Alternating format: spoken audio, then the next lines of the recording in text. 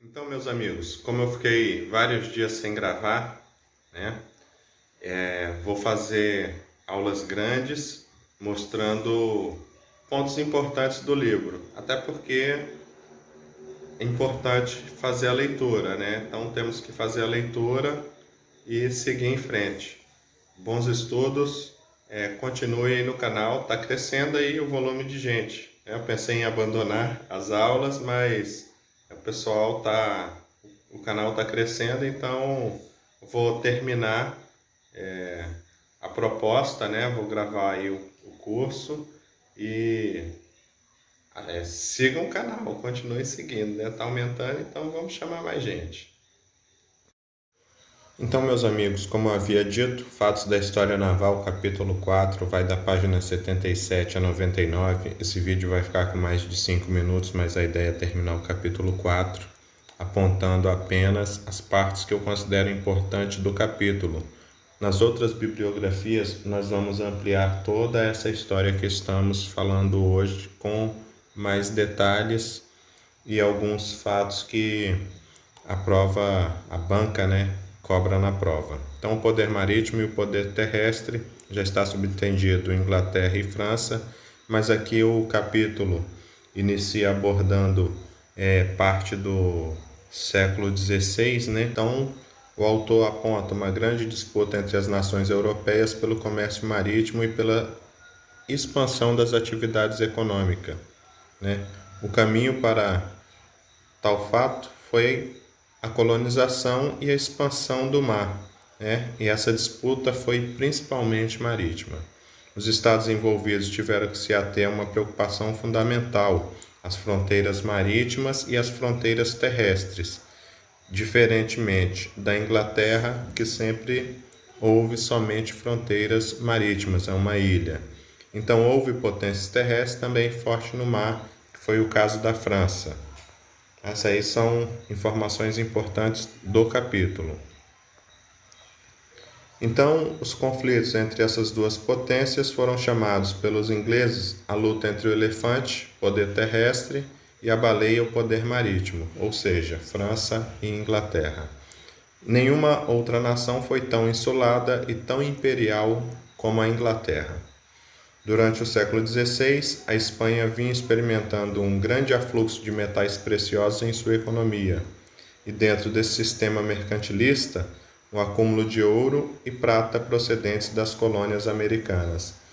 Então, vê-se que a Inglaterra utilizava piratas, cartas corsárias para saquear a Espanha, que vinha dominando pratas de Potosí, depois com a União Ibérica já dominava o Brasil. Então, todo o comércio que acontecia na América, os ingleses estavam ali em rivalidade nos espanhóis, junto aos espanhóis. Em 1580, Filipe II tinha um império onde o sol nunca se punha. Apesar disso, enriquecia-se a Inglaterra como os outros países, num comércio favorável com a Espanha. Mas a Espanha, ao invés de aproveitar a riqueza, né, que possuía, ela gastava com a facilidade com que conseguia nas suas colônias. Filipe II, pressionado pelos problemas econômicos da Espanha e ansioso por pôr as mãos na Inglaterra pré-industrial, lançou-se à guerra a fim de derrubar Isabel I. E aí havia os problemas da nobreza, Maria Stuart, coisas que não são interessantes para a prova, aí deixo para a leitura. Então Isabel encorajava as atividades de corso contra o comércio espanhol. Corsários renomados trafegavam pelos mares a serviço da economia inglesa na segunda metade do XVI. A política oficial inglesa era de concorrência aberta e até desleal em relação à Espanha. Para os ingleses era preciso afastar a Espanha das rotas marítimas, via de escoamento das grandes riquezas coloniais. Vê-se claramente o desenvolvimento econômico inglês não se deveu apenas ao surto manufatureiro interno, o que lhe valeu exportações de bens produzidos nas ilhas britânicas, mas o controle e ao uso das vias de escoamento que seria o comércio marítimo. Então, os ingleses controlaram o comércio marítimo de duas maneiras: pela política agressiva e colocação de navios ingleses nos mares e pela destruição sistemática do comércio marítimo dos concorrentes. E a Espanha foi a grande vítima. Então, veja que os ingleses vêm saqueando no mar a Espanha. Tá? Isso aí estamos falando antes de França e Inglaterra terem os seus embates. Então, o autor ele trata de uma narrativa bem temporal. Depois, a Inglaterra pôs seus navios mercantes a serviço de um transporte internacional, como terceira bandeira.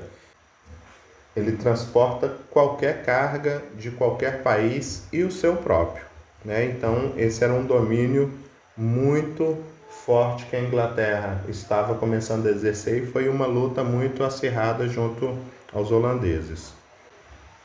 A Espanha possuía, aqui há uma incorreção, no fim do século XVI, 1588. Filipe II tratou de embarcar esse exército em navios, que mandou preparar para desembarcar nas Ilhas Britânicas, ou seja, atravessaria o Canal da Mancha em pequenas embarcações com a proteção da armada, porém isso não vai dar certo. Os ingleses manobraram com superioridade, eles eram melhores marítimos, evitavam toda forma de abordagem. Vemos que ainda aqui em 1588, no evento da Invencível Armada, a Espanha ainda está utilizando canhões de pequeno porte, de pequeno alcance, mas estão se valendo do exército no combate de abordagem. Nesse momento, os ingleses já têm canhões de maior alcance, maiores navios e já são hábeis marinheiros que vão dar o sucesso, além da tempestade que vai destruir bastante navios espanhóis. Então, nesse conflito não houve nenhuma grande batalha, houve diversos encontros, todos taticamente indecisos, mas que alcançaram um grande resultado estratégico. Os espanhóis não desembarcaram na Inglaterra e tiveram que dar a volta nas Ilhas Britânicas, e no seu regresso, muitos navios foram perdidos por tempestades e muitos se perderam, né? Muitos ficaram dispersos, afundando no Atlântico ou caindo sobre rochedos. O catastrófico fracasso da Armada marcou o início do declínio da Espanha, porque ela perdeu a sua força marítima e muito do seu exército que estava embarcado em navios. Nem os ingleses e nem outros povos europeus perceberam isso de imediato, né? Não perceberam que a Espanha já estava em decadência e já não era uma potência de primeira classe. E os metais preciosos da América não eram uma riqueza, né, duradoura. Ou o comércio das Índias Ocidentais, né, não era suficiente para compensar a falta de indústria e pobreza de recursos naturais que a Espanha possuía. A Espanha sobreviveu e até manteve algumas colônias por mais 3 séculos, principalmente porque os seus inimigos fracassaram em tirar proveito de suas fraquezas. E aí no século XVII, guerras anglo-holandesas, depois de vencer a Espanha, já não ser um inimigo muito forte, a Inglaterra parte contra os Países Baixos. A Holanda é um país fortemente marítimo, necessita muito da sua marinha, domina áreas aqui no Brasil, Pernambuco tem um domínio que nós vamos ver adiante, holandês muito forte no Brasil. Então foi uma dupla, ingleses e holandeses se favoreceram com o comércio intra-europeu. O problema da terceira bandeira era constante. O protecionismo inglês, traduzido no Ato de Navegação de 1651, levou à guerra as 2 maiores potências marítimas da Europa no século XVII. Então já avançamos um século. No século XVI, a briga foi Inglaterra e Espanha, no XVII, Inglaterra e Holanda. Aí travou-se a luta pelo mais amplo uso do mar entre os 2 países, que já utilizavam em grande escala. Sua economia era marítima em grande peso. Pode-se dizer que essa foi uma guerra em que o objetivo era essencialmente marítimo e as operações navais não estavam associadas a nenhum objetivo terrestre. Muito importante. O desafio da França. Venceu-se os holandeses, então a Inglaterra, vitoriosa, partiu em direção à sua expansão econômica para enfrentar por mais de 150 anos a França. Então, França e Inglaterra vieram se encontrar no final do século XVII como duas potências rivais em torno de diversas questões políticas e econômicas. Suas disputas estenderam por 7 guerras sucessivas por mais de 100 anos. Então, Guerra de Sucessão da Inglaterra, Sucessão de Espanha, Sucessão da Áustria, Guerra dos 7 Anos, Revolução Americana, Francesa e a Guerra do Império Napoleônico já no século XIX. Veja, a dos 7 anos, a Revolução Americana e a do Império Napoleônico, eu considero as mais importantes e no futuro iremos falar delas, né, bem categoricamente.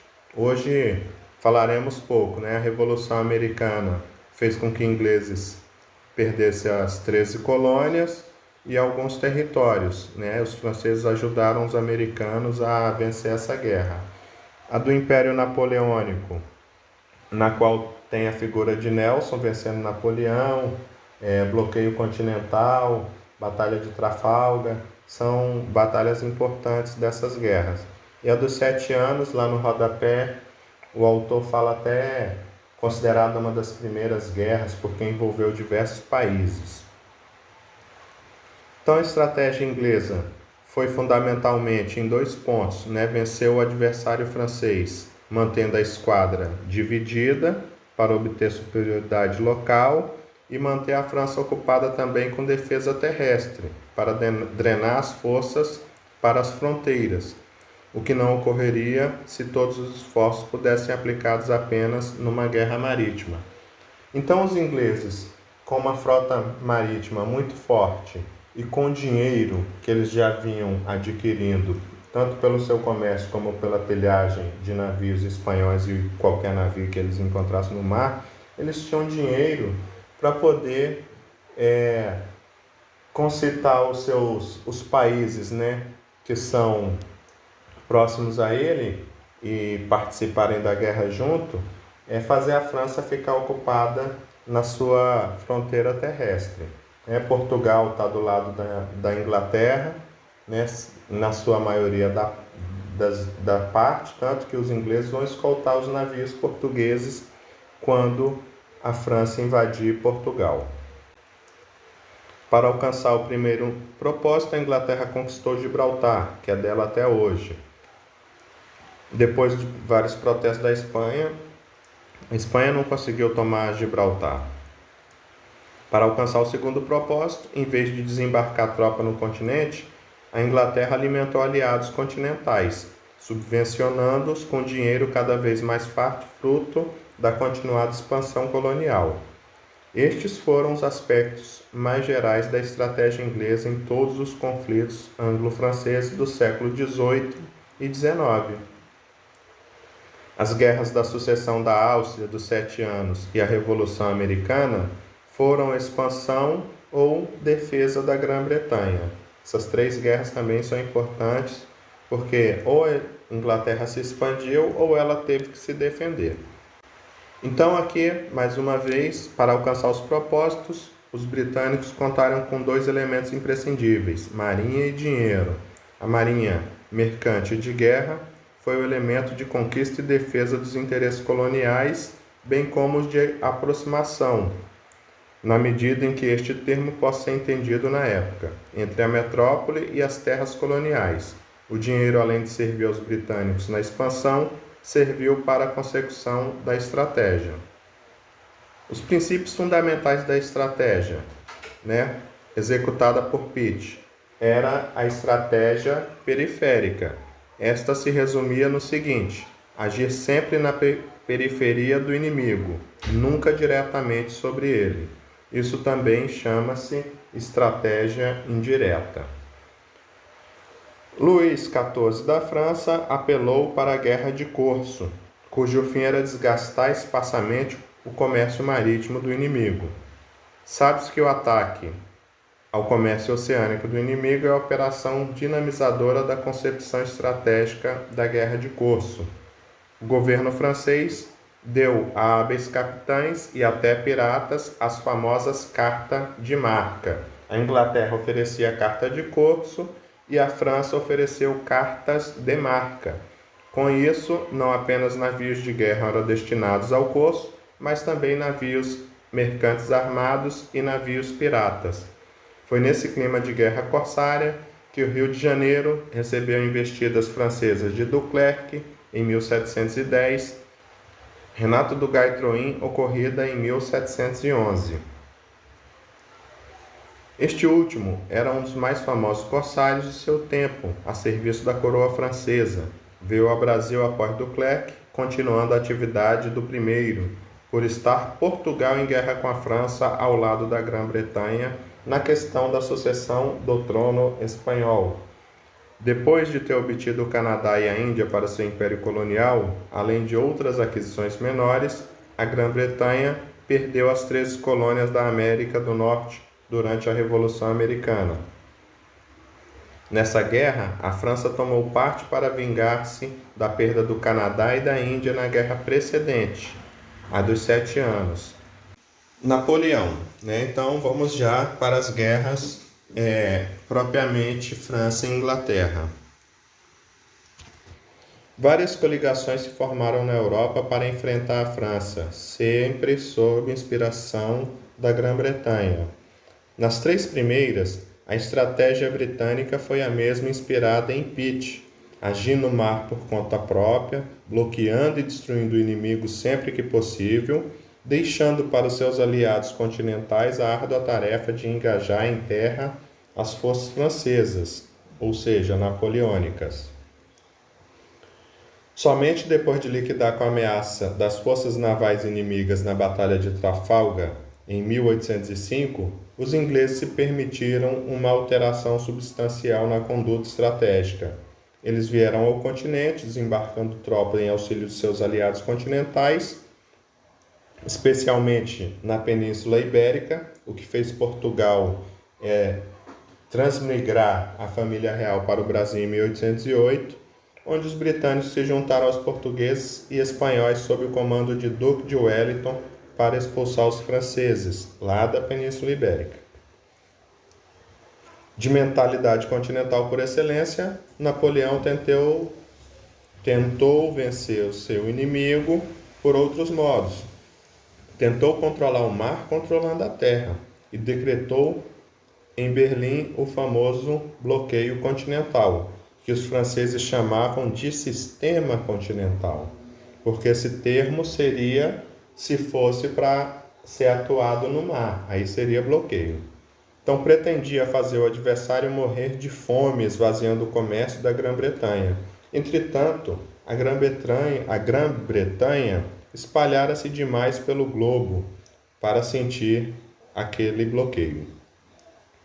O bloqueio não deu em nada e para o Brasil trouxe a família portuguesa para cá, já que a Península Ibérica tinha sido invadida pelo general Junot. A Revolução Industrial prosseguia em busca de novos mercados consumidores, enquanto a Marinha Britânica, emergente como a mais poderosa do globo, garantia para a Grã-Bretanha um clima propício ao seu desenvolvimento industrial e comercial.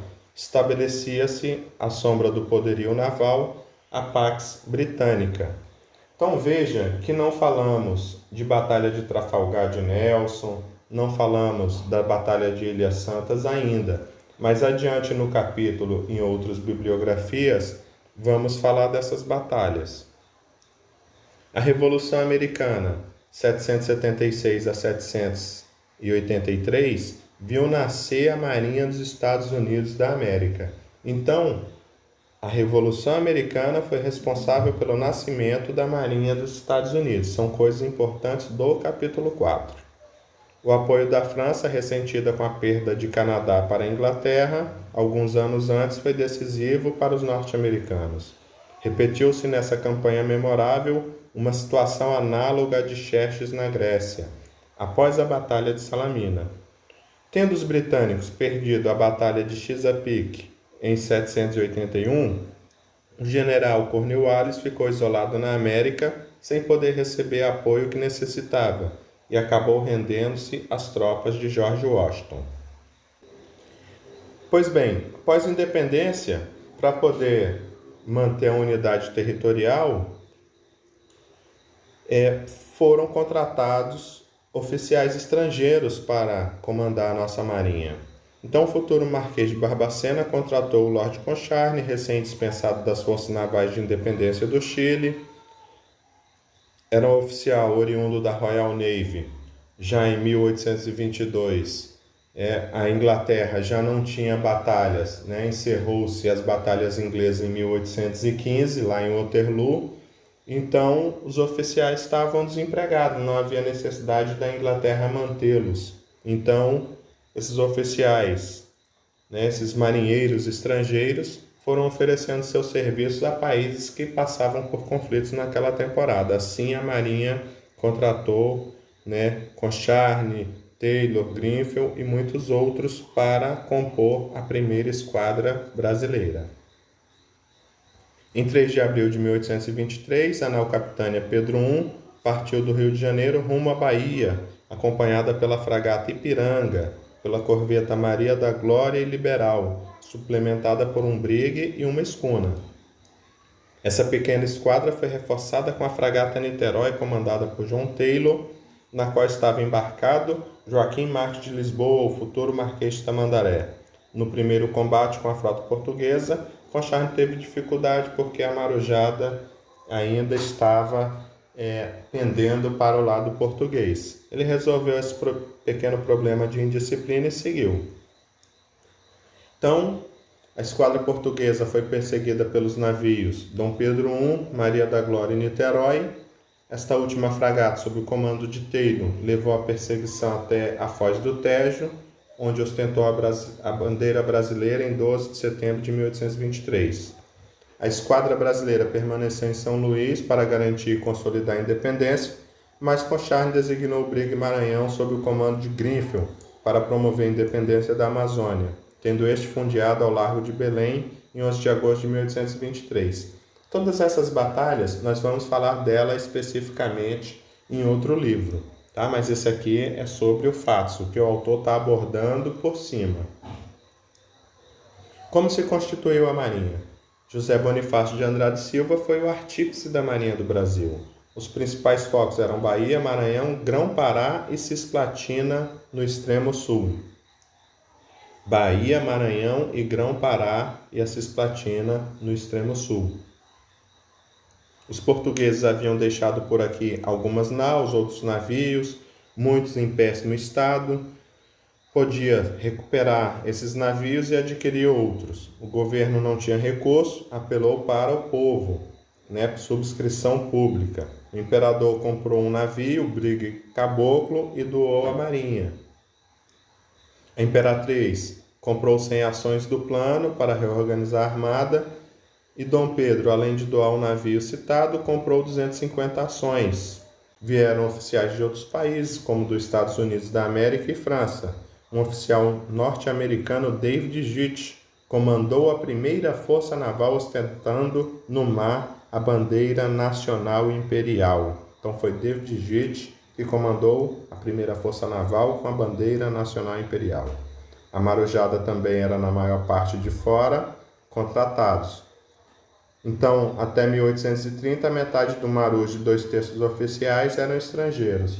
Porque o brasileiro não poderia compor aqui as armadas, não eram estudados para isso, a maioria eram escravos. Ou eram nobres ou eram escravos. O capítulo está encerrado e vamos prosseguir na próxima aula com questões da prova a respeito do capítulo, e em outros livros vamos falar das batalhas propriamente dito, mas esse aí é o resumo do capítulo 4, faça uma boa leitura.